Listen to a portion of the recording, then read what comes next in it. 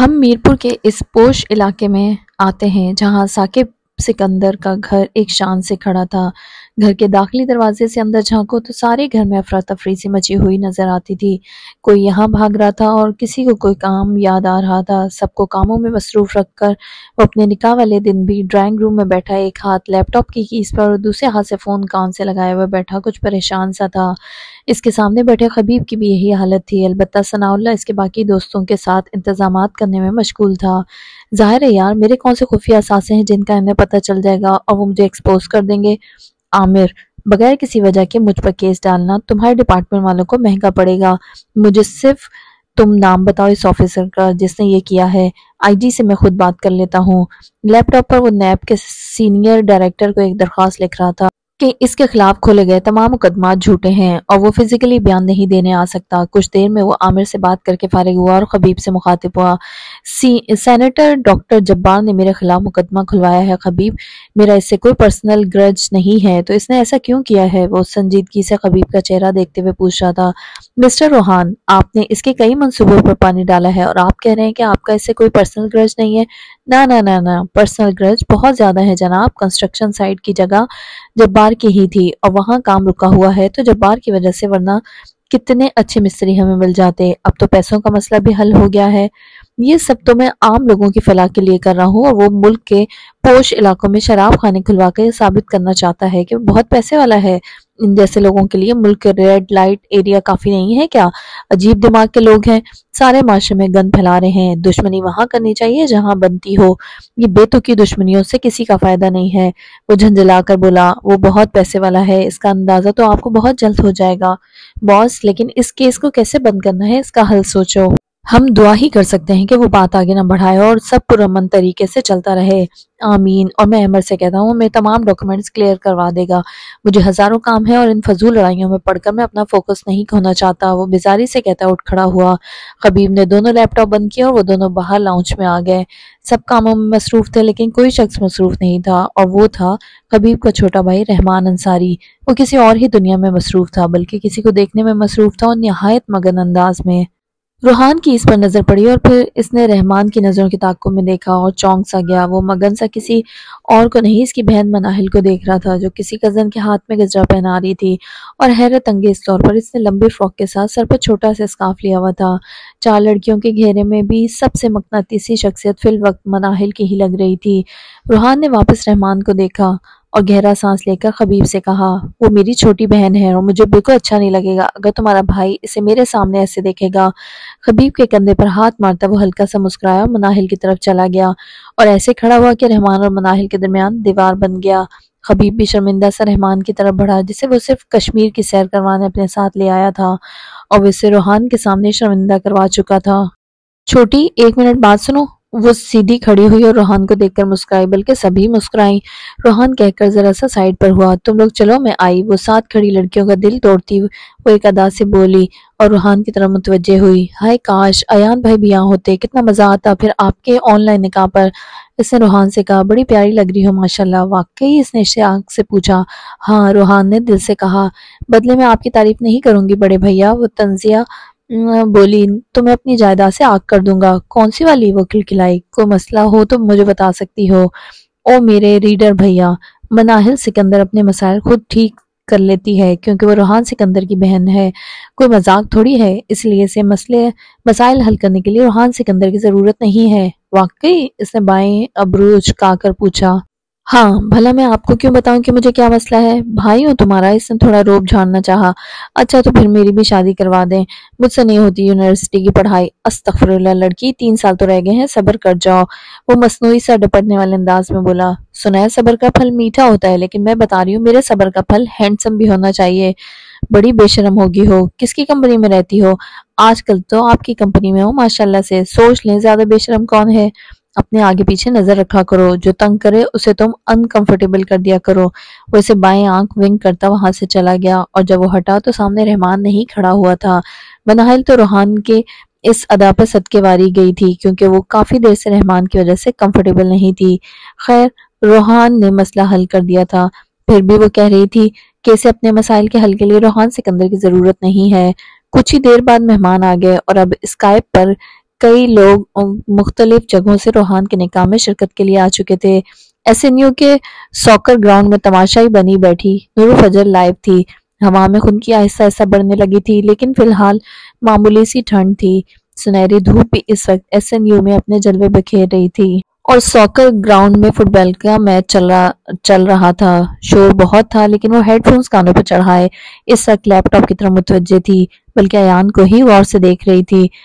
Orientation ہو چکی تھی اور وہ عاشی کے فری ہونے کا انتظار کر رہی تھی۔ یونگسن گیریسن ایریا کے ایک بڑے گھر کے لان میں اگر دیکھو تو ایان سکندر بیٹھا نکاح کی تقریب میں شرکت کر رہا تھا۔ یونگسن گیریسن ایریا میں امریکی فوجیوں کے گھر تھے جو ایک چھوٹے سے گاؤں کی طرح تھے۔ سرخ لکڑیوں سے بنے محل جو کورین وار کے بعد سے امریکیوں کے لیے تحفہ تھے۔ وہ وہاں کسی جنرل سے ملنے آیا تھا جو کہ گھر پہ نہیں تھے، سو وہ باہر لان میں بیٹھ کر فون کے ذریعے کال پر تھا۔ فرنٹ کیمرے میں دیکھتے ایک ہاتھ سے وہ اپنے بال درست کر رہا تھا کہ اس کی نظر نور پر پڑی۔ سندھی اچرک سر پر رکھے غور سے اسکرین پر دیکھتی وہ بہت معصوم لگ رہی تھی، اور پتہ نہیں کیوں وہ دل کو اچھی لگتی تھی۔ دونوں کی نظریں ملی اور دونوں نے ہی اپنے کیمرے بند کر دیے۔ 7 سمندر پار امریکہ کے شہر نیو یارک سے علیزہ اپنے والد کے ساتھ اپنے نکاح کی تقریب میں شریک تھی۔ وہ سفید رنگ کے ہلکے کام والے فراک کے اوپر سرخ رنگ کا کامدار دوپٹہ لیے ہوئے بہت خوبصورت لگ رہی تھی۔ سکندر ہاؤس میں خوشبوئیں بکھری ہوئی تھیں اور سب ہی بہت پرجوش تھے۔ نکاح شروع ہونے سے پہلے اللہ کے بابرکت نام پڑھے گئے اور پھر تلاوت کی گئی۔ نکاح شروع ہوا اور فضا میں معطر سی خاموشی چھا گئی۔ نکاح خواہ دعائیں اور کلمے پڑھ رہا تھا، سب خاموشی سے سن رہے تھے۔ پہلے علیزہ سے ایجاب و قبول کا پوچھا گیا۔ اس نے دھڑکتے دل اور خلوص نیت سے روحان سکندر کو قبول کیا تھا اور اس کی آنکھیں چھلک پڑی تھیں۔ علیزہ کے والد نے اسے خود سے لگایا اور پھر اسکرین کی طرف متوجہ ہوئے جہاں روحان سے نکاح کی قبولیت کا اقرار کروایا جانا تھا۔ روحان اسے نہیں دیکھ رہا تھا، بلکہ آج وہ کسی کو بھی نہیں دیکھ رہا تھا۔ سفید بغیر شکنوں والے قمیض شلوار پر نیلے رنگ کی ہاف ویسٹ کوٹ پہنی ہوئی تھی، ہلکا پرفیوم لگایا وہ باروب لگ رہا تھا۔ گردن سے اوپر آتی داڑھی اور ہلکی مونچھیں جو سلیقے سے کٹی ہوئی تھیں اس کی شخصیت کا خاصہ تھیں۔ آج بال بھی جل لگا کر پیچھے کیے ہوئے تھے اور معمول سے چھوٹے تھے۔ نظریں جھکائے اسے سنجیدہ سا اپنے ہاتھوں کو دیکھ رہا تھا جو ایک دوسرے میں پیوست تھے۔ نکاح خوان روحان کی طرف متوجہ ہوئے۔ اس نے گردن ذرا سی ترچھی کر کے نکاح خوان کی طرف دیکھا جو اس سے کچھ پوچھ رہا تھا۔ قبول ہے، قبول ہے، قبول ہے، اس نے خود کو اقرار کرتے پایا۔ کوئی اس کے نام سے منسوب ہو گیا تھا اور وہ کسی کے نام سے منسوب ہوا تھا، کوئی اس کا ہوا تو وہ کسی کا ہو گیا تھا۔ اس کی آنکھوں سے 2 موتی ٹوٹ کر گرے تھے۔ پیچھے کھڑے لڑکوں میں سے کسی نے اس کے کندھے پر ہاتھ رکھ کر حوصلہ دیا تو اس نے دائیں ہاتھ سے رگڑ کر اپنی آنکھیں صاف کی اور دعا کے لیے ہاتھ بلند کیے۔ دعا کے اختتام پر مبارکباد کا سلسلہ شروع ہوا اور وہ سب سے گلے مل کر دعائیں لیتا رہا۔ اسکرین پر علیزہ کو دیکھتے ہوئے نرم نگاہوں سے اسے مبارکباد دی تھی۔ سلامت رہو، آباد رہو۔ حدیقہ بیگم بھی بھیگتی آنکھوں سے اسے گلے لگائے مبارکباد دے رہی تھی۔ مجھے یقین نہیں آ رہا کہ میں اتنا بڑا ہو گیا ہوں کہ نکاح جیسی ذمہ داری نبھانے جا رہا ہوں۔ اللہ یہ رشتہ میرے بچوں کے لیے مبارک کرے۔ مردوں کو ڈرائنگ روم میں لے جاؤ، میں ذرا نور اور ایان سے بھی بات کر لوں۔ جی کیوں نہیں، وہ تبریز سے سب کو لے جانے اور کھانا دینے کا کہہ کر باہر آیا کیونکہ ضروری کال آ رہی تھی۔ ہاں عامر، کیا پروگریس ہے؟ نکاح مبارک ہو روحان، اور پروگریس کچھ خاص نہیں ہے۔ کیا مسئلہ ہے روحان؟ تمہیں لیگل نوٹس آیا ہے، عدالت جا کر ہی جواب دینا پڑے گا، اس کے علاوہ کوئی حل نہیں ہے۔ ممکن ہے تمہاری درخواست بھی قبول نہ کی جائے۔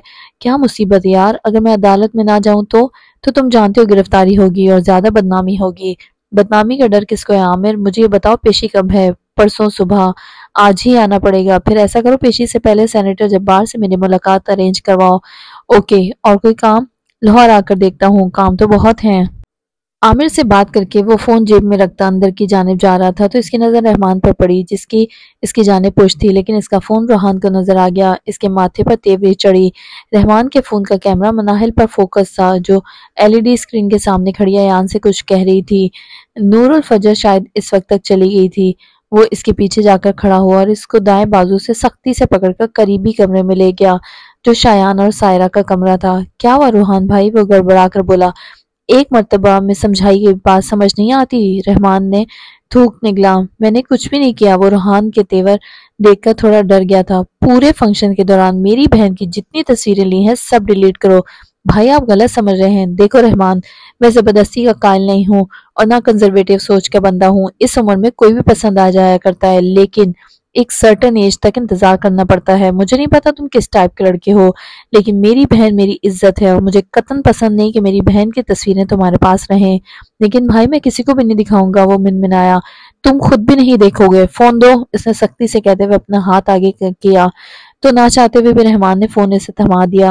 روحان نے گیلری کھولی تو مناہل کے آج کے فنکشن کی کئی تصویریں دیکھ کر وہ بہت جکا سا رہ گیا.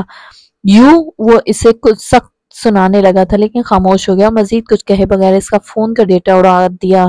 رحمان خوف سے اسے دیکھ رہا تھا جس کی گردن کی رگیں ابھری ہوئی تھیں.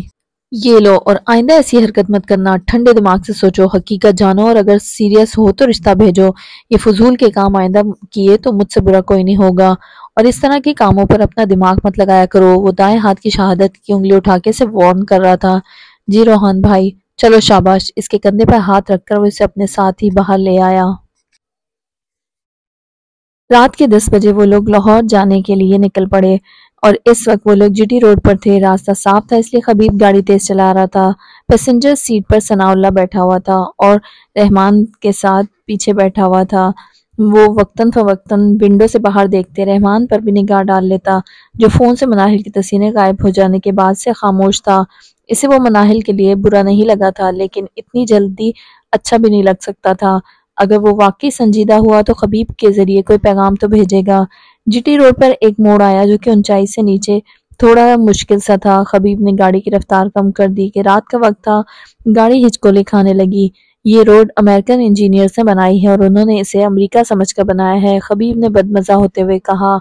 جس وقت یہ روڈ بنی تھی پاکستان کے پاس کوئی خاص انجینئرز نہیں تھے، اس لیے امریکہ سے بلوانے پڑے. روحان نے اپنے لیپ ٹاپ کے بیگ سے چاکلیٹس نکالتے ہوئے اس کی تصحیح کی. لیکن روحان، یہ ماننا پڑے گا کہ ہمیں اس روڈ کا نقشہ بدلنے کی ضرورت ہے، کیونکہ جی ٹی روڈ پر سب سے زیادہ حادثے اسی جگہ پر ہوتے ہیں. ثناء اللہ نے بھی کہا.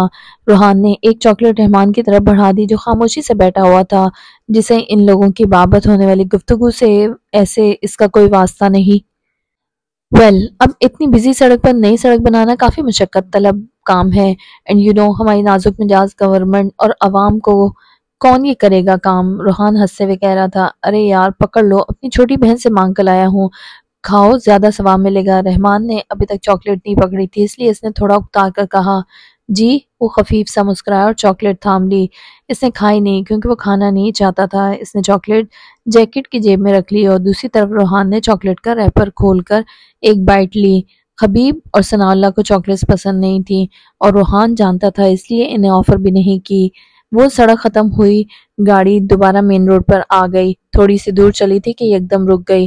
لگتا ہے ٹائر پنچر ہو گیا ہے. خبیب نے اسٹیئرنگ پر ہاتھ مارتے ہوئے انہیں مطلع کیا. گاڑی سے نکلو اور ٹائر تبدیل کرو. روحان نے حکم دیا. ہاں، مجھے تو تنخواہ اور ڈرائیور رکھا ہوا ہے نا. وہ کچھ خفا ہوا. پارٹ ٹائم یہی ڈیوٹی کرو، کھانا پینا فری، اور تنخواہ کبھی تمہارے آفس کا کرایہ مانگا؟ وہ کچھ جتاتے ہوئے بولا. وہ چاروں گاڑی سے باہر نکل آئے کہ دیکھیں آدھے راستے میں کون سے ٹائر کو موت پڑی ہے، کیونکہ وہ ٹنکی فل کروا کر ٹائرز میں ہوا بھروانے کے بعد سفر کے لیے نکلے تھے. What found the enemy؟ وہ کیا ہوا ہے؟ روحان نے ٹائر کو افسوس سے دیکھتے ہوئے ان لوگوں سے سوال کیا. 12 سے اوپر ہو گیا ہے، ثناء اللہ نے جواب دیا تو وہ کچھ محتاط ہوا. جلدی کرو، یہ جگہ غلط ہے اور ہمارا یہاں رکنا بھی غلط ہے. ہری اب شیرو. وہ ڈگی کی طرف گیا کہ ٹائر نکالے لیکن قدموں کی آہٹ پر اندھیرے میں ارد گرد دیکھا. دماغ نے خطرے کا سگنل دیا.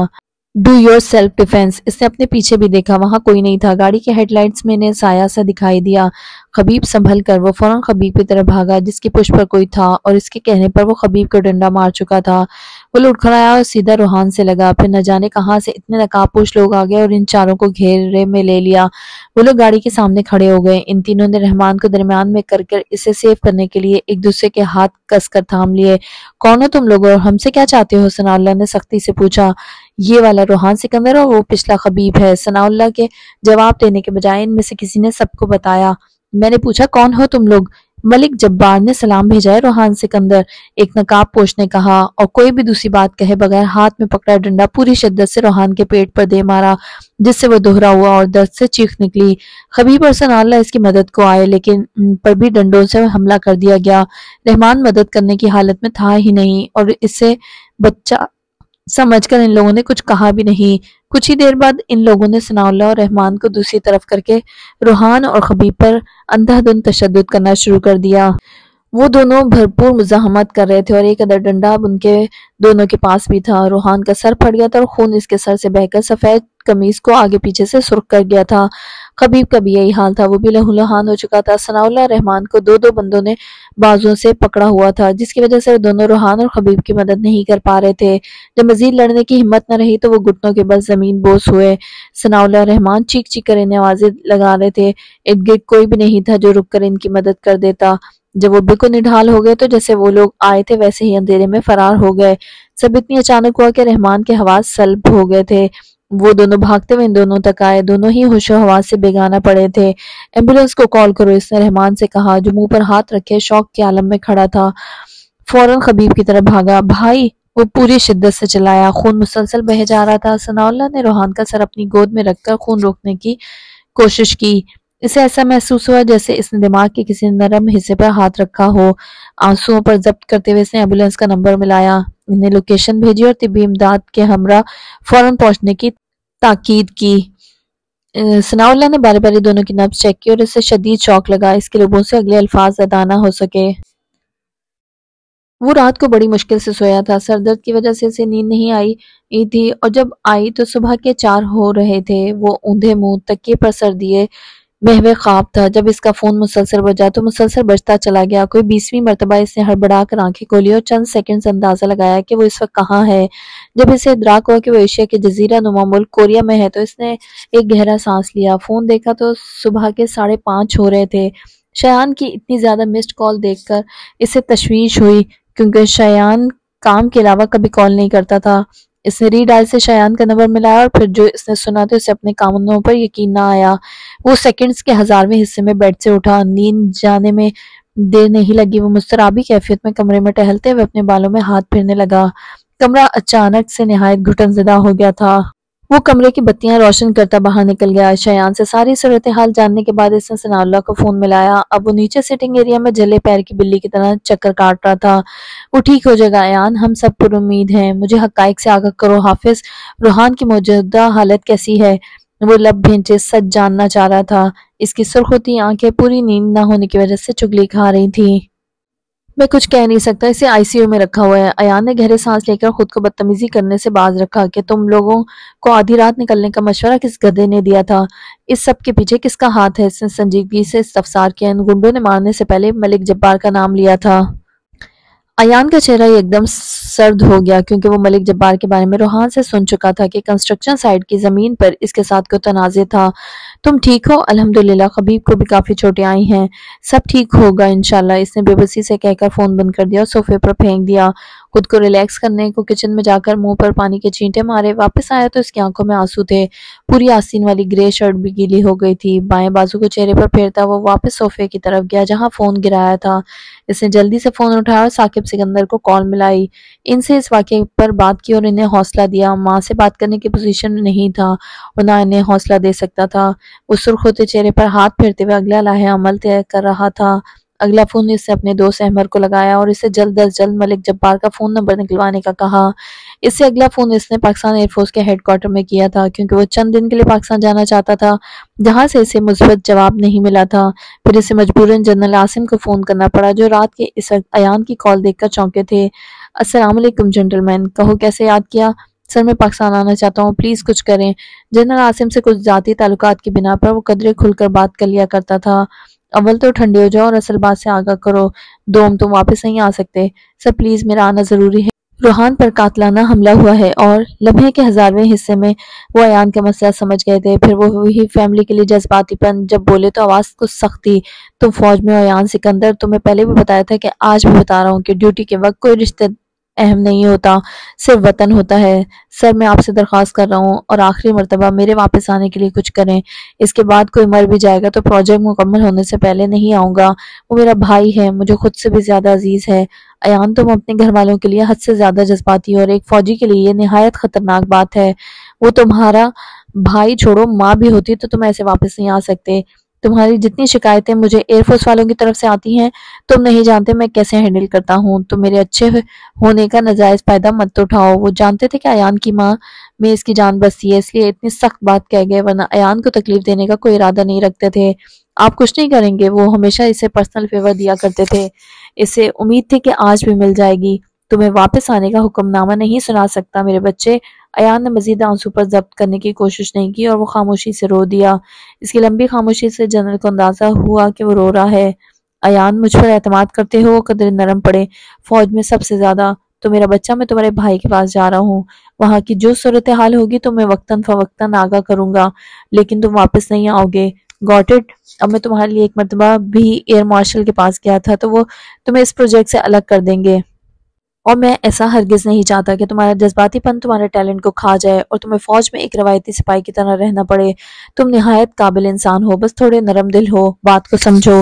وہ آنسو صاف کرتے ہوئے کچھ نہ بولا۔ وہ کیا بولتا جب یہاں آگے سے جواب دینے کا حق نہیں رکھتا تھا۔ سن رہے ہو؟ یس سر۔ چلو بھائی کے لیے دعا کرو، میں بھی تہجد کی چند رکعات پڑھ لوں۔ سوری سر، آپ کو اتنی رات کو تکلیف دی۔ تمہیں فارمل ہونے کی ضرورت نہیں ہے، اب ہیڈ کوارٹر فون مت کھڑکانا۔ آپ کو تکلیف دینے سے پہلے میں وہیں فون کیا تھا۔ اچھا جی، اب صبح تمہاری شکایتوں کی ایک لمبی لسٹ پھر سے ملنے والی ہے۔ آئی مسٹ سے کہ تم نے مجھے فوج میں عنایت سے بھی زیادہ تنگ کیا ہے۔ معذرت چاہتا ہوں سر، مجھے ہسپتال کا نام وغیرہ بتا دینا، میں نکلتا ہوں۔ اور روحان کی کس نے بھینٹی لگائی ہے؟ ایک سینیٹر کے ساتھ اس کا کوئی تنازع چل رہا تھا، اسی نے ڈرانے کو گنڈے بھیجے تھے۔ پولیس کیس ہے، چھوڑنا مت۔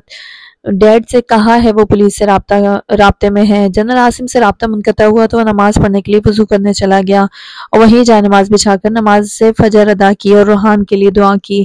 احمد کا میسج آیا جس میں ملک جبار کا نمبر تھا۔ اس نے فوراً اس نمبر پر کال کی تھی۔ کچھ دیر بجنے کے بعد فون اٹھا لیا گیا اور غنودگی بھری آواز سنائی دی جو کہ ایک لڑکی کی تھی۔ ہیلو؟ اس نے اپنے اشتعال کو قابو میں رکھنے کی کوشش کی۔ محترمہ، اپنے ساتھ لیٹے گیدڑ کو جگاؤ اور فون اسے پکڑاؤ۔ دوسری طرف سے کچھ کہے بغیر فون کسی اور کو دے دیا گیا۔ ہیلو؟ ہکلاتی ہوئی آواز یقیناً ملک جبار کی تھی۔ نیچ انسان، تم نے جو حرکت کی اس کا خمیازہ بھگتنے کے لیے تیار رہنا۔ کمینے، میں اپنے بھائی کے خون کے ایک ایک قطرے کا حساب لوں گا۔ کون بات کر رہا ہے؟ ایان سکندر۔ او ایک منٹ، تمہیں کہیں روحان سکندر کے بھائی تو نہیں؟ اور یقیناً اسی کی بات کر رہے ہو؟ کیسا ہے وہ؟ اپنی گندی زبان سے میرے بھائی کا نام بھی مت لینا، اور یاد رکھنا صبح تک تم جیل کی سلاخوں کے پیچھے ہوگے۔ ایان کی بات پر وہ دل کھول کر ہنسا۔ نانا شہزادے، غصہ نہیں کرتے اور بڑوں سے الجھنے کی کوشش تو ہرگز نہیں کرتے۔ تمہارے بھائی کو بہت شوق ہے نا اچھے کام کرنے کا، لوگوں کی نظر میں اچھا بننے کا، تو اسے سمجھا دو آئندہ ملک جبار سے پنگا لینے کا سوچے بھی مت، ورنہ جان سے جائے گا۔ گیدڑ پھر گیدڑ ہی ہوتا ہے ملک، جس کے پر نہیں ہوتے، اڑنے کی کوشش کرتا ہے تو ہڈیاں توڑواتا ہے۔ تمہیں صبح معلوم ہوگا کہ کون در حقیقت کیا ہے۔ میری وارننگ ہے، اگلی مرتبہ تم روحان سکندر کے راستے میں آئے تو جان سے جاؤ گے یا خاندان سے جاؤ گے۔ اس نے سرد موری سے کہتے ہوئے فون بند کر دیا۔ کچھ دیر سوچنے کے بعد اس نے کال لاگ سے ایک نمبر نکالا اور کچھ دیر اسے گھورتا رہا، پھر اس نے کال کا بٹن دبا دیا۔ جسے وہ کبھی کال نہیں کرتا تھا آج کر رہا تھا۔ وہ اس کا دوست نہیں تھا، بس رسمی سے سلام دعا تھی، اور جب بھی وہ اسے ملتا تھا دونوں منہ ماری کرنے کے علاوہ کچھ نہیں کرتے تھے۔ دونوں میں عجیب سا غرور تھا کہ وہ بہتر ہے۔ دونوں کو ہی ایک دوسرے کی شکل سے نفرت تھی، اور سب سے بڑی بات وہ ایان کا خفیہ مددگار اور جیل پارٹنر بھی تھا۔ کال اٹھا لی گئی۔ مجھے معجزات پہ یقین آ گیا ایان سکندر، تم آج سر کے بل چل کر آئے ہو۔ کہو کیا شے تمہیں کھینچ کر لائی ہے؟ اس نے ضبط کیا۔ مجھے ایک مدد درکار ہے، میرا ایک کام کرو۔ بولو۔ اسے جو کام تھا وہ مختصر سا اگلے کے گوش گزار کیا۔ نہ سائیں نہ، اب ہم ایسے کام نہیں کرتے۔ تمہارا ماضی کا ریکارڈ تو غالباً ایسے ہی کارناموں سے بھرا پڑا ہے۔ میں نے کب انکار کیا؟ بس تم اپنے تمام سابقہ رویوں پر معافی مانگو اور اس کام کے لیے درخواست کرو۔ شاہ، میرے بھائی کی زندگی کا سوال ہے تو تم تو زندہ ہو نا؟ چلو اب ریکویسٹ کرو اور مجھے ایموشنل کرنے کی کوشش بھی مت کرنا۔ اس نے زیر لب ایک موٹی سی گالی دی کہ کون سی منحوس گھڑی تھی جب اس نے شاہ سے مدد مانگنے کے بارے میں سوچا۔ اب اس دنیا میں آخری انسان بھی ہوگے تو بھی میں تم سے مدد مانگنے کی غلطی نہیں کروں گا مسٹر شاہ۔ تم انتہائی موقع پرست اور مفاد پرست انسان ہو۔ کوئی بات نہیں، تم نے سیکھا ہی یہی ہے، دوسروں کو دھوکہ دینا اور اپنے مطلب نکالنا۔ تم اس لائق ہی نہیں ہو کہ کوئی تمہارے پاس مدد کو آئے۔ مجھے ہی پاگل کتے نے کاٹا تھا، وہ پہلے ہی تیار تھا کہ اس نے معافی کا کہا اور وہ بغیر لحاظ کیے سنا ڈالے۔ واہ لالے، بڑا تگڑا بولتے ہو، جاؤ دفعہ ہو جاؤ۔ اگر پتا تھا تو فون کیوں کیا؟ میری بھی نیند خراب کر دی، مطلبی انسان۔ ہاں میں سمجھ سکتا ہوں، فٹ پاتھ پر کتوں کے ساتھ سونے کا اپنا ہی الگ مزہ ہے۔ شوق سے نیند پوری کرو، اللہ تمہاری نیند مبارک کرے۔ اب ایسے بد دعا تو مت دو، نیند مبارک کرنے کے چکر میں جب میں اٹھوں تو جنت کی حوروں کے ساتھ پایا جاؤں۔ جنت کی حوریں انسانوں کو ملنی ہیں، تم پر تو شک ہی رہتا ہے، کیونکہ شکل انہی سے ملتی ہے جن کے ساتھ कचड़े के बगल में बैठे हो रब रखा। फोन बंद करने से पहले इसने सुना था कि शाह ने इसे गाली दी है। इसे तवक्को थी कि वो बकवास करेगा लेकिन काम के लिए मान जाएगा, पर ऐसा ना हुआ। खैर वो रेहान के लिए किसी भी हद तक चला जाता। अब जाहिर है वो मलिक जब्बार को नहीं छोड़ने वाला था। अगले नंबर पर कॉल मिलाते हुए वो किचन में चला आया। इस दिन तक जब मशरकी समंदर का पानी खुश्क न हो जाए और माउंटेन बेकदू ख़त्म न हो जाए, खुदा हमारी कौम की हिफाजत करे और मदद करता रहे, हमारी कौम हमेशा रहे। वो जॉगर्स के तस्मे बांधते हुए गुनगुना रही थी, जैसे फोर माउंटेन के ऊपर देवदार मजबूत खड़ा है जिसमें हवा और ठंड के नीचे कोई तब्दीली नहीं की गई, गोया बख्तर में लिपटी हुई है। हमारी रूह मजबूत है। कल इसने कोरिया का कौमी तराना सुना और पढ़ा था और वो दिमागी तौर पर अभी तक इसी ओरिएंटेशन में थी जहाँ कल ये सुना था। खिजा का आसमान खाली और वसी है, आला और बादल के बगैर। चमकता हुआ चांद हमारा दिल है, गैर मुनकसिम और सच्चा। इसने दरवाजे को एक नज़र देखा और फिर सर झटक कर रह गई। अपनी तमाम तर वफादारी चाहे दुख में हो या खुशी में एक जज्बे और दिमाग के साथ वतन को दो और वतन से मोहब्बत करो। अपने फ़ोन में तशवीश से नजरें गाड़ी आशी इसके कमरे में दाखिल हुई थी। नूर ने खड़े होते हुए महज एक नज़र इसे देखा और फिर अपना काम जारी रखा। मस्कारा लगाते हुए वो आशी के बोलने का इंतजार कर रही थी। जब मस्कारा लगा चुकी तो इसकी आवाज़ पर चौंकी, या खुदा, अब सस्पेंस बढ़ाने के बजाय असल बात बता भी चुको जो बताना चाहती हो। अपना बैग चेक करते हुए इसने बेजारी से कहा, शरून गुलाब 3000 ली के शानदार दरियाओं और पहाड़ों से भरा हुआ है, अजीम कोरियन लोग। इसने फिर से सर हिलाते हुए तराना पड़ा, तुम्हें कुछ मालूम नहीं है? आइए हम अजीम कोरिया को हमेशा के लिए कायम रखें। इसने आखिर में थोड़ा लंबा राग लगाया और फिर आशी की तरफ मुतवज्जे हुई। किस बारे में? पाकिस्तान के सियासी उतार चढ़ाव के बारे में। डफर तुम्हारे दोस्त का पूछ रही हूँ। कौन सा दोस्त? इसने बेनियाजी से पूछा, क्योंकि नूरुल फजर किसी भी फॉर्मल सी बात कर ले तो वो आशी की नज़र में उसका दोस्त बन जाता है। नूर, मैं अयान की बात कर रही हूँ। इसके भाई रोहान सिकंदर को कल रात गुंडों ने मारा है। आशी ने थोड़ा खफगी से कहा, क्या नींद में हो? अभी कल तो इसका निकाह हुआ है। वो ये शौक हजम नहीं कर पाई थी और ऐसा होना इसके ख्वाब में भी मुमकिन नहीं था। सारा इंस्टाग्राम भरा हुआ है और लोगों ने तो अफवाहें भी फैलाना शुरू कर दी हैं कि रोहान की हालत सीरियस है, मुश्किल है जिंदा बच पाए। और ये लंबे लंबे दुआओं के पैराग्राफ लिखे जा रहे हैं कि पाकिस्तान एक यंग लीडर को खोने की सकत नहीं रखता, अल्लाह हमारे मुस्तकबिल के वजीर आजम को सेहत याब करे, वगैरह वगैरह। वो कोई रद्दमल नहीं दे सकी। क्या कहे जा रही हो? वो अगले लम्हे अपना फ़ोन उठाया अयान का नंबर मिला रही थी। चंद बहस के बाद इसने फ़ोन उठा लिया था। अस्सलाम वालेकुम अयान, मैं नूरुल फजर बात कर रही हूँ। वालेकुम अस्सलाम, जान गया था। खैरियत से कॉल की? हाँ, मैंने रोहान के बारे में सुना। क्या ये सच है कि वो हॉस्पिटल में है? इसे क्या हुआ है? अब कैसा है वो? अयान ने गहरा सांस लिया। हाँ, वो हॉस्पिटल में है और उम्मीद पर दुनिया कायम है। फ़िलहाल वो कम्प्लीटली ब्लैकआउट है, लेकिन अल्लाह इसे जल्द सेहतयाब करेंगे इंशाअल्लाह। आशी ने इसे फ़ोन स्पीकर पर करने का इशारा किया। इंशाअल्लाह। और जो सोशल मीडिया वाले कह रहे हैं वो सीरियस है, ऐसा तो नहीं है ना? और इसे कब तक होश आ जाएगा? पाकिस्तान के यंग तजिया निगारों के खिलाफ जाते हुए मेरा ख्याल है वो काफ़ी बेहतर है। इंशाअल्लाह जल्द होश में आ जाएगा। वो ऐसे ही कह रहा था, इसे खुद नहीं मालूम था कि वो कैसा है। और तुम ठीक हो? तुम क्यों पूछ रही हो? इसने चौंक कर पूछा। इंसानियत के नाते इसने फौरन कहा, मैं ठीक हूँ शुक्रिया फजर। इसने काफ़ी देर बाद कहा। इसके मुंह से फजर सुनना नूर फजर को अलग ही दुनिया में ले जाता था, जैसे किसी खास इंसान को खास लक़ब से पुकारा गया हो। तुम पाकिस्तान जाओगे? वो जानती थी कि अयान ठीक नहीं है, इसलिए गुफ्तगू लंबी कर गई। सदर पाकिस्तान का बेटा तो हूँ नहीं जो ऐसे दूसरे दिन मुंह उठाकर वापस चला जाऊं। मैं पाकिस्तान नहीं जा रहा, कुछ तलखी से बोला। अंकल आसिम से बात कर लेते, वो तुम्हारे अंकल बाद में हैं और आर्मी के जनरल पहले हैं। वो नहीं मान रहे और ना मैं वापस जा सकता हूँ। उम्मीद है रूहान जल्द होश में आ जाए, अल्लाह करे ऐसा ही हो, क्योंकि मुझसे यहाँ सब्र नहीं हो रहा। हमारे मोटिवेशनल स्पीकर को कुछ नहीं होगा अयान, बी स्ट्रॉन्ग।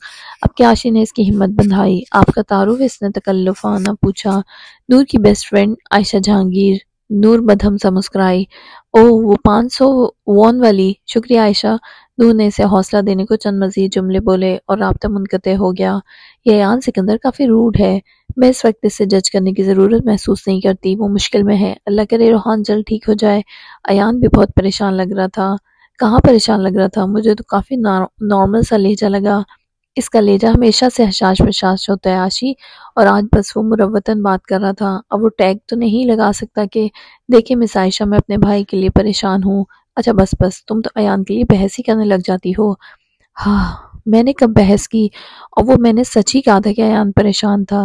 چلو بھائی، تم اس کو مجھ سے زیادہ جانتی ہو، میں کیا کہہ سکتی ہوں۔ خیر، ناشتہ کر کے یونی کے لیے نکلنا ہے، آ جاؤ۔ آشی واپس اپنے فون میں مصروف باہر چل دی۔ وہ بھی روحان کے لیے پریشان ہو گئی تھی، دل میں دوبارہ اس کی لمبی عمر کی دعا کرتی وہ بھی باہر ناشتے کرنے چل دی۔ اس نے علیزے کی چیٹ کھولی اور اسے میسج لکھ بھیجا کہ وہ بات کرنا چاہتی ہے، اور اگلے ہی لمحے علیزے کی کال آ رہی تھی۔ وہ فون کان سے لگائے ناشتہ کیے بغیر اٹھ گئی۔ آشی کو ناشتہ جلدی کر کے آنے کا کہا اور اپنا ڈورم چھوڑ دیا۔ نور، وہ ٹھیک ہو جائے گا نا؟ علیزے نے چھوٹتے ہی پوچھا۔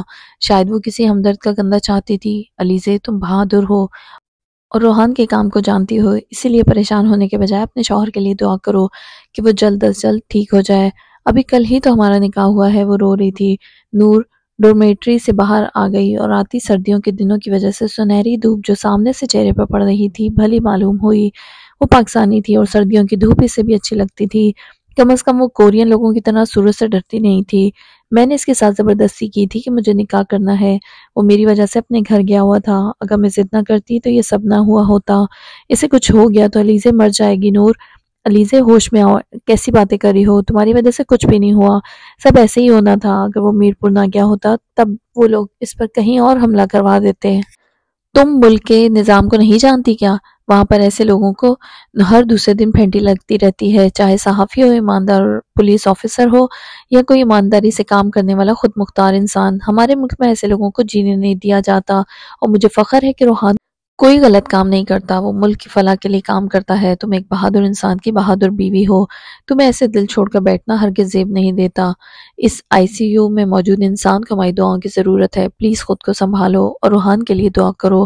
اس نے خود کو بھی سختی سے روکنے سے باز رکھا ہوا تھا۔ علیزے کی حالت پر رونا تو اسے بھی آ رہا تھا، لیکن کسی ایک کو مضبوط بننا پڑتا ہے باقی سب کے لیے، کیوں نہ وہ ایک دن آپ ہی بن جائیں۔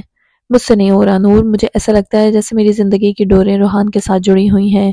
میرے پاس باپ کے بعد کوئی رشتہ نہیں تھا، پھر روحان سے نکاح ہوا تو خود کو ساتویں آسمان پر تصور کرنے لگی۔ ابھی ٹھیک سے خوش بھی نہیں ہو پائی تھی کہ مجھے بتایا جاتا ہے کہ تمہارا آدمی ہسپتال میں زندگی موت کی جنگ لڑ رہا ہے۔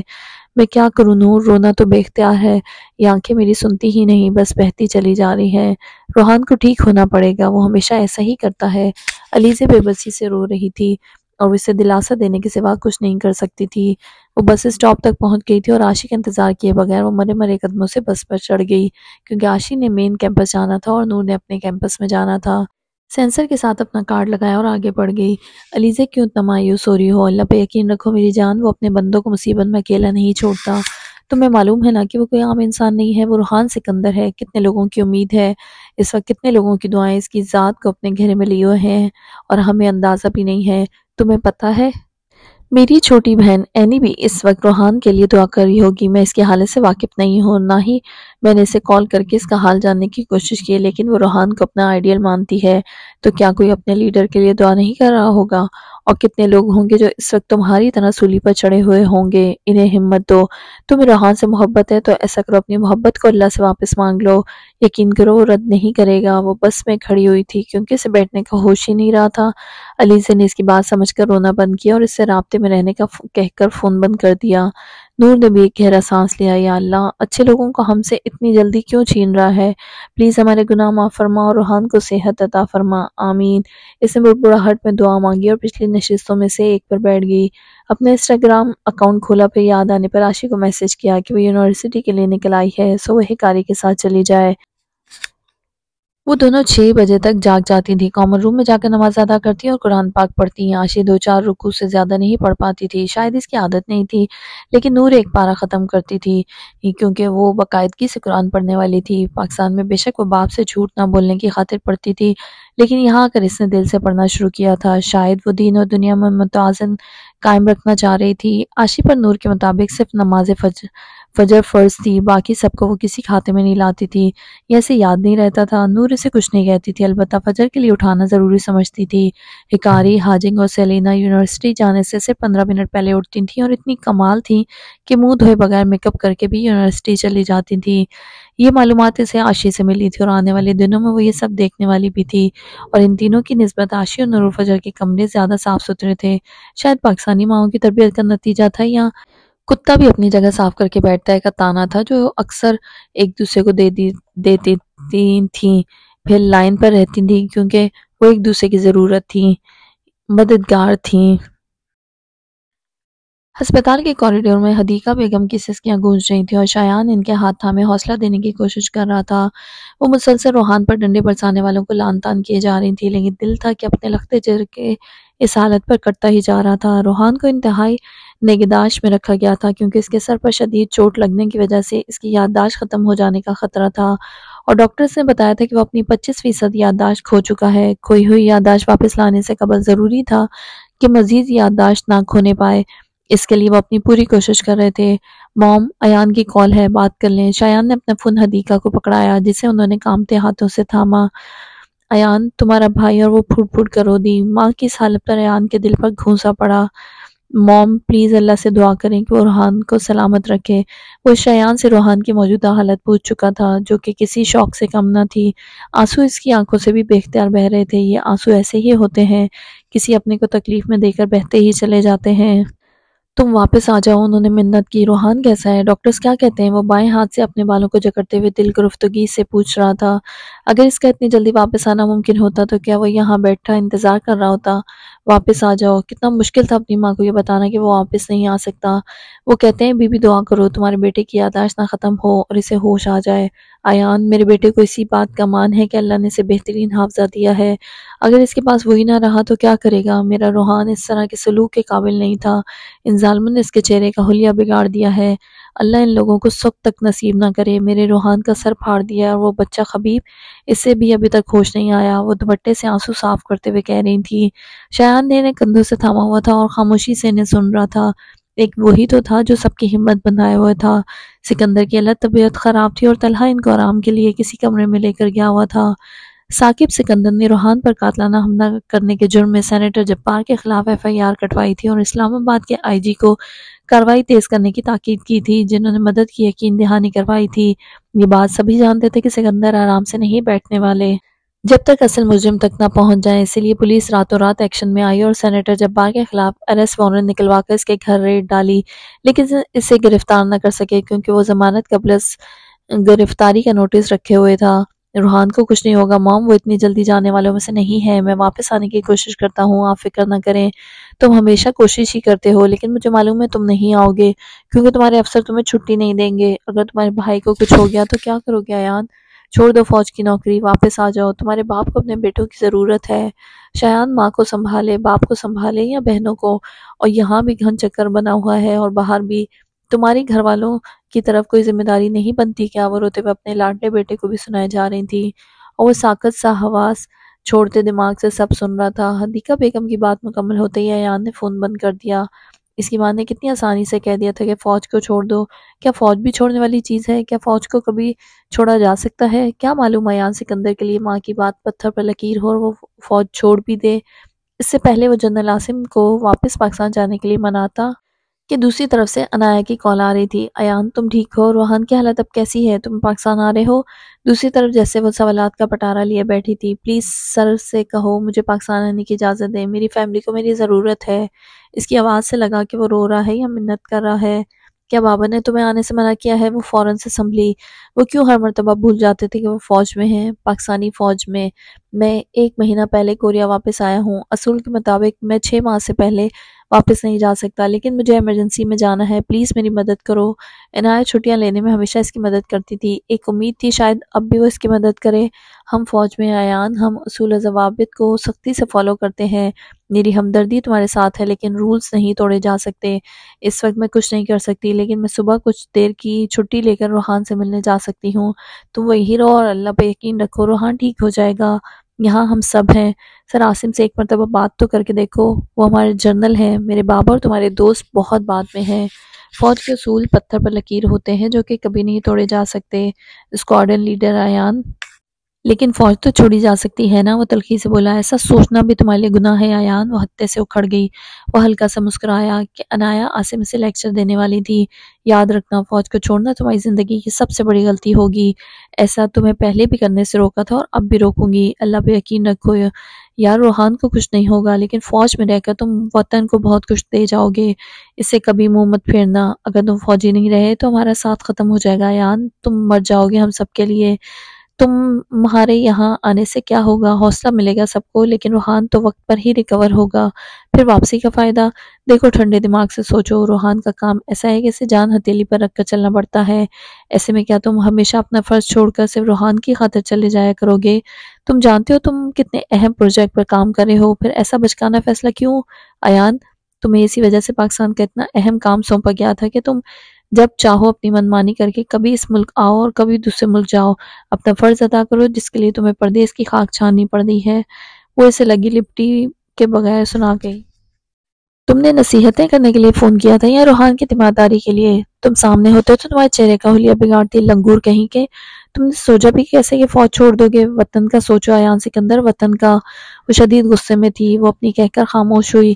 بولو بھی، کیا بولوں؟ وطن کا سوچ رہا ہوں۔ ٹھیک کہا تم نے، وطن۔ جب بات وطن کی ہو تو باقی سب میں معنی ہو جاتا ہے، ہر رشتہ اور ہر کام۔ شکریہ انایا، میں واپس نہیں آ رہا۔ انایا نے گہرا سانس لیا جیسے سر سے بوجھ اترا ہو۔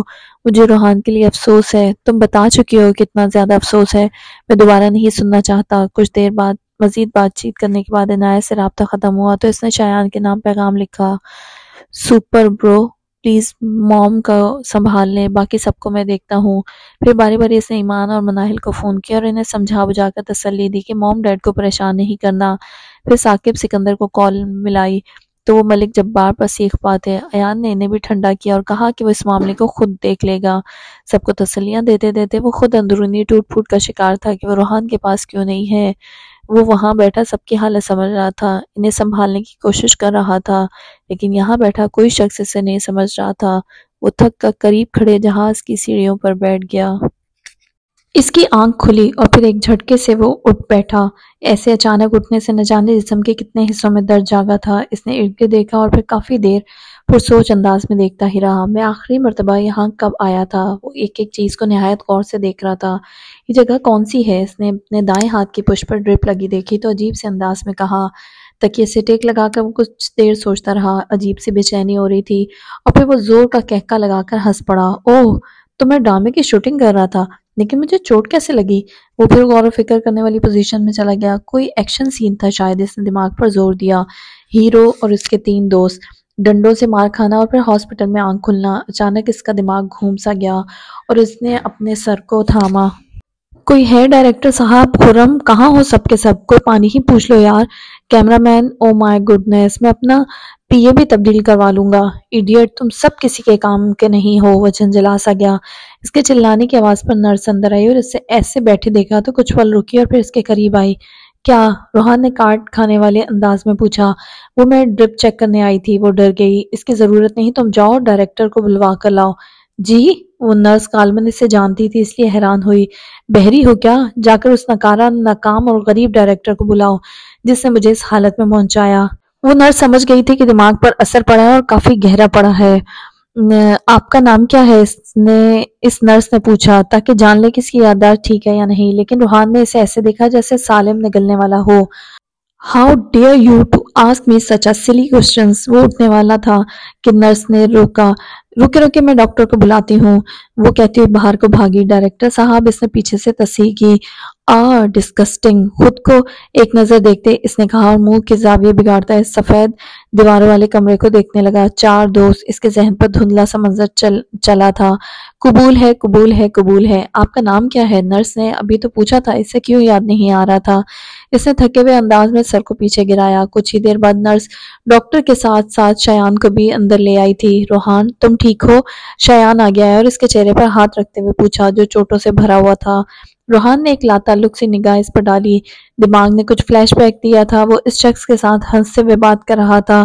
دور رہو مجھ سے دھوکے باز، میں تمہاری ڈائریکشن میں کوئی فلم نہیں کروں گا، تم نے مجھے یہاں مرنے کے لیے چھوڑ دیا، وہ غصے سے کہہ رہا تھا۔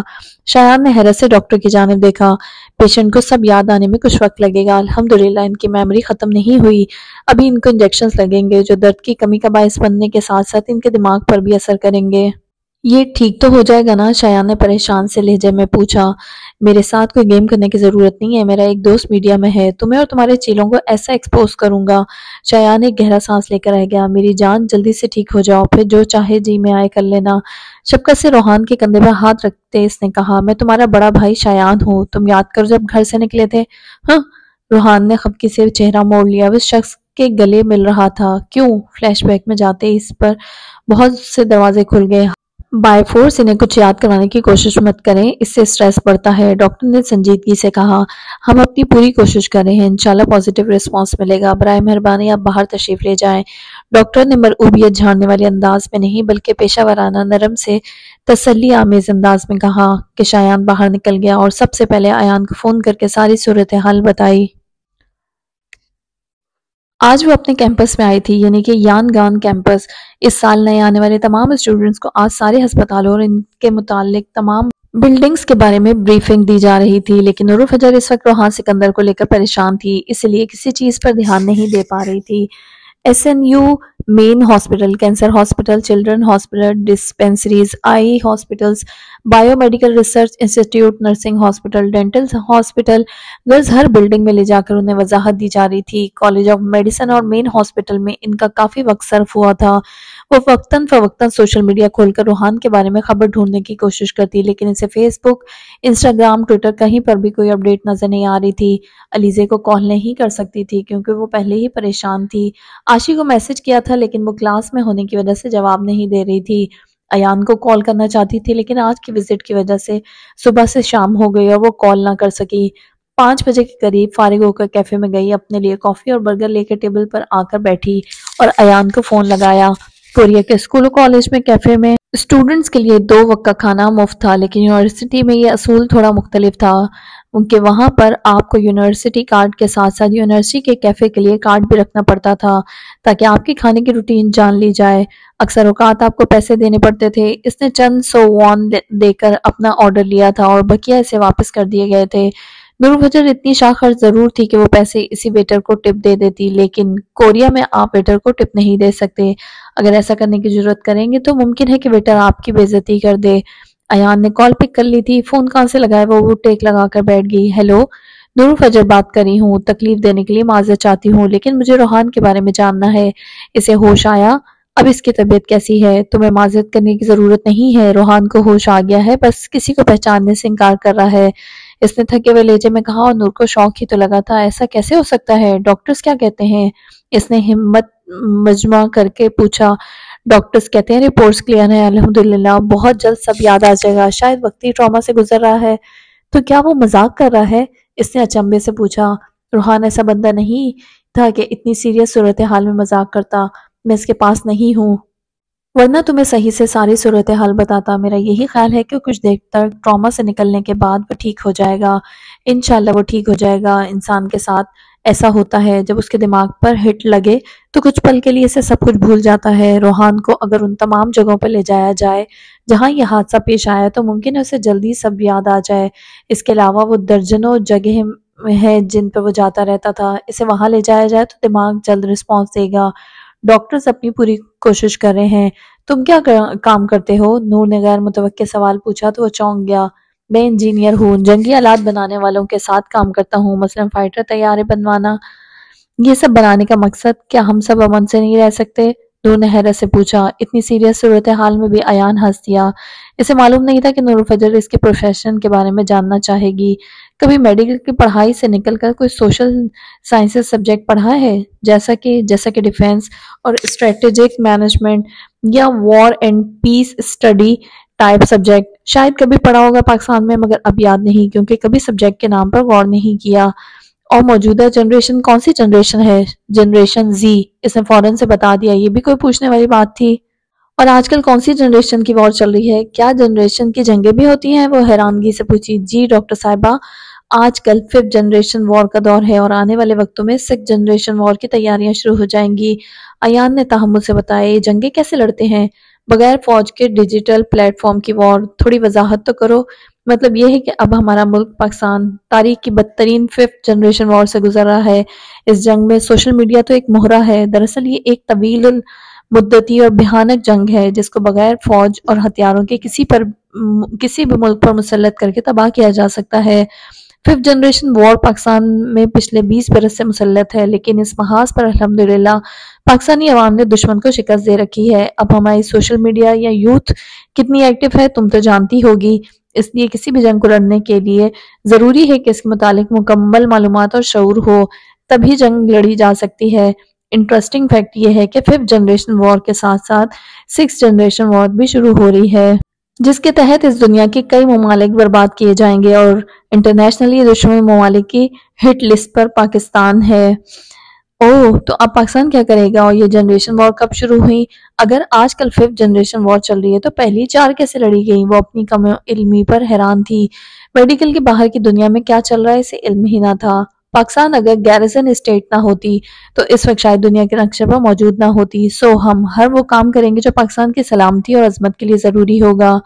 گیرزن اسٹیٹ سے مراد ایسا ملک ہے جس ملک میں فوج کی مداخلت اور اس کا اثر ہر ادارے اور سیاست پر ہو، اور ملکی معاملات میں فوج کے ساتھ مل کر چلائے جائیں۔ جیسے پاکستان کی اسٹیبلشمنٹ میں 2 ہی لوگوں کو طاقتور سمجھا جاتا ہے، ایک چیف آف آرمی اسٹاف اور دوسرا ISI چیف۔ عام زبان میں اسٹیبلشمنٹ سے مراد کسی بھی ملک کی طاقتور اشرافیہ ہے جو نظام لانے والے بھی ہوتے ہیں اور اس سے فائدہ اٹھانے والے بھی ہوتے ہیں۔ کوئی حکمران اسٹیبلشمنٹ سے بگاڑ کر زیادہ عرصہ چل نہیں سکتا، اور اس کے لیے پاکستان کی مثال ہمارے سامنے موجود ہے۔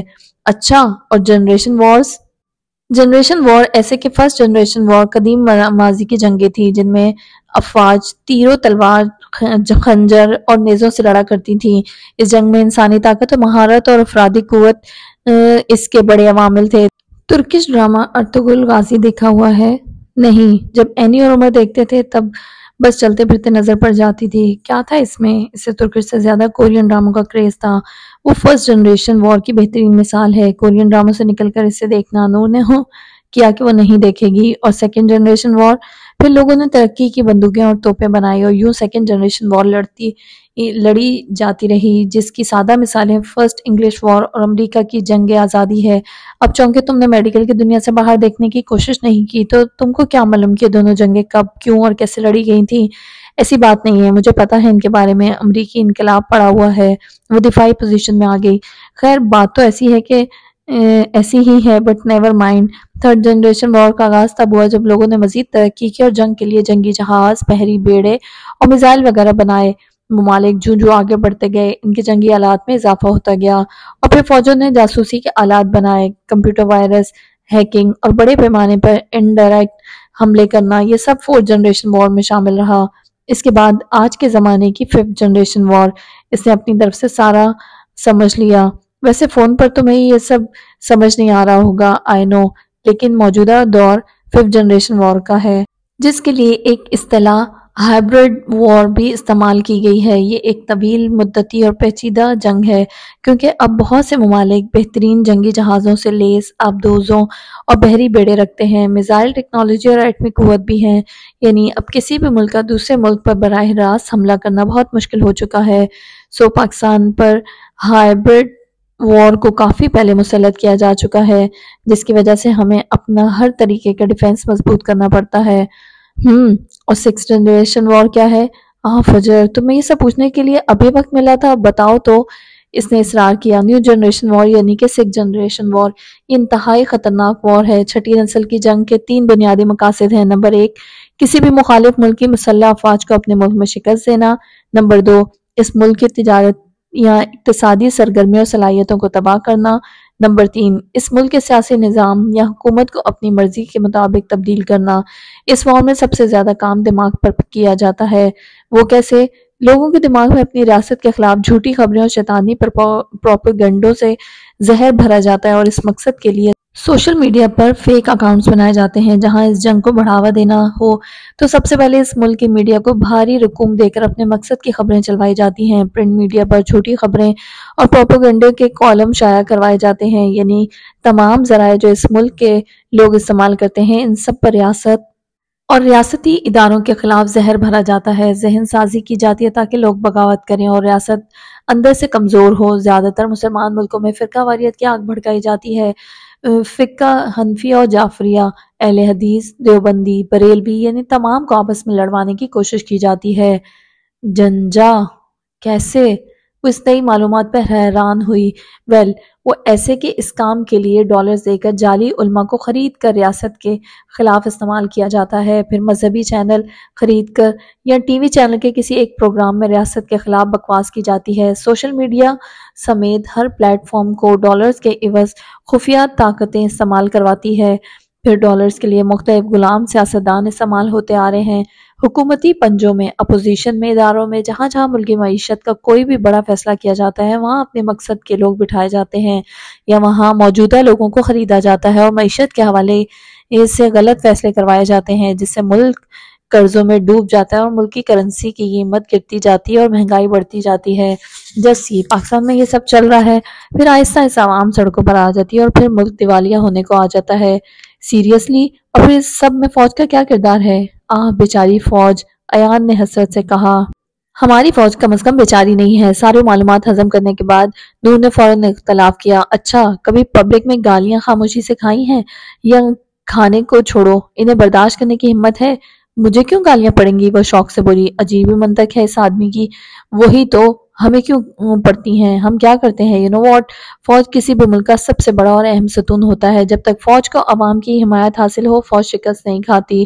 لہٰذا اس عوامی حمایت کا خاتمہ کرنے کے لیے کئی راستے اور غدار استعمال کیے جاتے ہیں۔ ہمیں اپنے ملک میں عزت تو ملتی ہے لیکن مخالفت اس سے ڈبل آتی ہے۔ لوگ سمجھتے ہیں فوج کی ساری غلطی ہے، اور ایسا اس لیے سمجھتے ہیں کیونکہ انہیں ایسا بتایا جاتا ہے۔ ایسا کون بتاتا ہے؟ کوئی بھی ان اوتھینٹک سورس جس کی کوئی حقیقت نہیں ہوتی۔ فوج کے خلاف من گھڑت خبریں، پروپیگنڈے اور بے بنیاد باتیں پھیلا کر عوام کو فوج سے بدظن کیا جاتا ہے تاکہ عوام فوج سے نفرت اور بغاوت کریں، جس سے فوج اندرون ملک خانہ جنگی میں پھنس کر کمزور ہو جائے اور ملک پر بیرونی دشمن قابض ہو سکیں، جیسے لیبیا، شام، فلسطین، عراق اور یمن کے ساتھ ہوا ہے۔ ملک کی محرومی کو ہتھیار بنایا جاتا ہے، ملک کے محروم طبقے کو وسائل فراہم کر کے ریاست کے خلاف بغاوت پر اکسایا جاتا ہے اور اداروں کے خلاف زہر بھرا جاتا ہے تاکہ عوام اور ادارے ایک دوسرے کے خلاف ہتھیار اٹھا لیں اور خون کی ندیاں بہنا شروع ہوں۔ ملک کے ادارے کنٹرول کیے جاتے ہیں۔ یہ ایک پروکسی ہوتی ہے جس میں مخالف ممالک کی ایجنسیاں ملوث ہوتی ہیں جو پاکستان میں اس کے اعلیٰ عہدیداران اور حکمرانوں کو ڈالرز کے ذریعے خرید کر اداروں میں اپنی مرضی کے فیصلے کرواتے ہیں، جس میں عدلیہ کے ججز سمیت بڑے بڑے بیوروکریٹس اور بزنس مین وغیرہ شامل ہوتے ہیں۔ خاص کر الیکشن پر اثر انداز ہوا جاتا ہے۔ غدار سیاستدانوں کی جیت کے لیے ووٹ خریدا جاتا ہے تاکہ مستقبل میں من پسند فیصلے لینے میں کوئی پریشانی نہ ہو۔ ملک کی داخلہ و خارجہ پالیسی پر اثر انداز ہونے کی کوشش کی جاتی ہے۔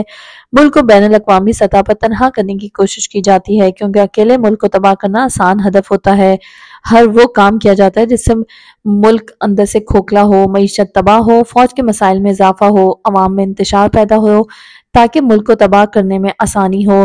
جس ملک کو برباد کرنا ہو تو دشمن کی طرف سے اس ملک کے غداروں کو جائیداد، گاڑی، بنگلہ، بینک بیلنس، ملک کے اندر اور بیرون ملک سب معلومات دیے جاتے ہیں۔ خوبصورت خواتین کا لالچ دیا جاتا ہے، یعنی ہر طرح سے کوشش کر کے اپنے من پسند افراد اپنے ساتھ شامل کیے جاتے ہیں۔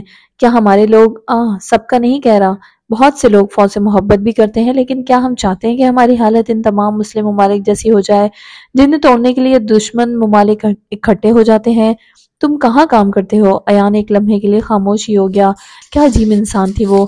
نور فجر ہمیشہ غیر متوقع سوال پوچھتی تھی۔ اب تک ایان سکندر کو اس بات کا اندازہ نہیں یقین ہو گیا تھا وہ کیسے اچانک مشرق سے مغرب میں چلی جاتی تھی۔ تم میری ورک پلیس دیکھنا چاہتی ہو؟ ہاں شاید۔ خیریت؟ کیا تم مجھ سے ملنے آنا چاہتی ہو؟ ایسا نہیں ہے، غلط فہمی سے نکل آؤ۔ میں نے اس لیے پوچھا کبھی تمہاری مدد کی ضرورت پیش آ جائے تو کہاں آیا جائے؟ نور کی بات پر کچھ حیران ضرور ہوا تھا۔ شکریہ۔ سیول میں کورین بیس کے قریب ایک خالی ایئرپورٹ ہے، وہاں پر کام کرتا ہوں۔ زیادہ تر کورین بیس میں یاوسان میں پایا جاتا ہوں، اور اگر تم چاہو تو اپنی لوکیشن بھی بھیج دیا کروں گا، وہ بے نیازی سے کہہ رہا تھا۔ وہاں خالی ایئرپورٹ پر کیا کام کرتے ہو؟ وہ پھر سے پہلے سوال پر آگئی تھی۔ ابھی تو پتا ہے، جنگی آلات بناتا ہوں۔ وہ تو اپنے ملک میں بنائے جاتے ہیں، کچھ میزائل پاکستان میں نہیں بن سکتے، اس لیے ہم یہاں اپنا کام کرتے ہیں اور میزائل پاکستان بھیجتے ہیں۔ اور بھول کر بھی یہاں مت آنا۔ کیوں؟ اس جگہ پر امریکیوں کی خاص نگرانی ہے، کہیں جاسوس ڈکلیئر نہ کر دیں، اور ویسے بھی ساؤتھ کوریا والے امریکہ کو خوش کرنے کے لیے کچھ بھی کر سکتے ہیں، پاکستانی ڈاکٹر کو جاسوس بھی بنا سکتے ہیں۔ استغفر اللہ، ڈراؤ تو مت، اگر اتنی سختی ہے تو تم وہاں کیسے کام کر رہے ہو؟ وہ پزل ہو گئی۔ پاکستانی فوج امریکہ کی زیر نگرانی ہوائی اڈوں پر کیسے اور کیوں کام کر رہا ہے؟ سارے مشن میں تمہارے کام کی بات صرف یہی ہے کہ میرے پاس امریکہ کی نیشنلٹی ہے اور یہاں صرف ایک پروجیکٹ کے لیے موجود ہوں، میزائل بنانے کے لیے۔ وہ لاپرواہی سے کہہ رہا تھا۔ تم پاکستان آرمی میں ہو یا امریکہ کی فورس میں؟ وہ نہایت تعجب سے پوچھ رہی تھی۔ اس کی بات پر وہ مدھم سا ہنسا۔ پاکستان آرمی میں؟ ایان نے تحمل سے بتایا۔ ہماری آرمی نے تمہیں کیسے رکھ لیا یہ جانتے ہوئے بھی کہ تم امریکن نیشنل ہو؟ آج کل تو امریکیوں سے ہمارے تعلقات اچھے نہیں چل رہے، ہم انہیں پوچھتے بھی نہیں ہیں، اور تم پاکستان کے آرمی میں یہ سب چل کیا رہا ہے؟ ہماری آرمی بہت اسمارٹ ہے ڈاکٹر فجر، چونکہ میں ایک قابل انسان ہوں اس لیے پاکستان آرمی نے مجھے قبول کیا، اور مجھے فخر ہے کہ میری دوہری شہریت میرے ملک کے کام آ رہی ہے۔ تم سفارش پر نہیں آئے تھے آرمی میں؟ وہ کوئی پچھلی بات یاد کرتے ہوئے پوچھ رہی تھی۔ آف کورس، میں کیسے بھول گیا تھا کہ میں یعنی اسکواڈرن لیڈر ایان وہ قابل افسر ہے جو باپ کی سفارش پر آرمی میں آیا تھا۔ میں یہاں ڈانس ود ڈیتھ تو نہیں کر رہا۔ آخری جملہ اس نے کچھ خفا سے لہجے میں کہا۔ واقعی تم کچھ بھی فرض کر سکتی ہو، تمہارے حق ہے میرے بارے میں غلط رائے قائم کرنا۔ واو، بریو انف۔ وہ متاثر لگ رہی تھی۔ شکریہ، اس نے تعریف قبول کی۔ کیا تمہارا کام کرنا یہاں مجبوری ہے؟ نہیں، ضروری ہے۔ وہ کیوں؟ تم سے میڈیکل کی پڑھائی پہ توجہ دو، میرے کام تمہاری سمجھ میں آنے والے نہیں ہیں۔ شایان بھائی کی کال آ رہی ہے، اللہ حافظ، پھر بات کرتے ہیں۔ اللہ حافظ۔ اس نے فون بند کر لیا۔ ابھی تک وہ ایان کی باتوں کے بارے میں سوچ رہی تھی کہ اس نے ابھی کیا کہا تھا۔ اپنا برگر اور کافی ختم کر کے وہ کیفے سے باہر نکلی۔ یونیورسٹی کی لمبی لمبی سڑکیں پار کرنے کے بعد وہ یونیورسٹی سے باہر نکل آئی۔